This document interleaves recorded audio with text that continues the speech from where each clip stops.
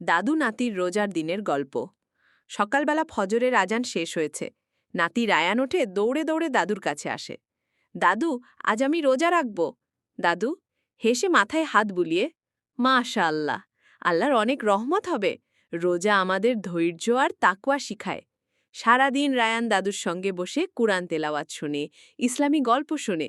দুপুরে তৃষ্ণা পেলে দাদু তাকে বোঝান, রোজা মানে শুধু না খাওয়া নয়, খারাপ কাজ থেকে বিরত থাকা।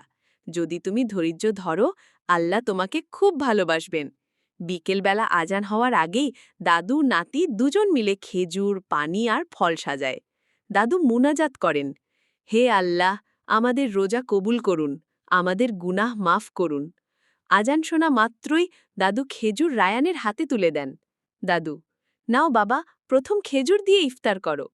রায়ান, আলহামদুলিল্লাহ দাদু, আজ আমি শিখলাম রোজা শুধু না খাওয়া নয়, এটি ধৈর্য, দোয়া আর ভালো কাজের নাম।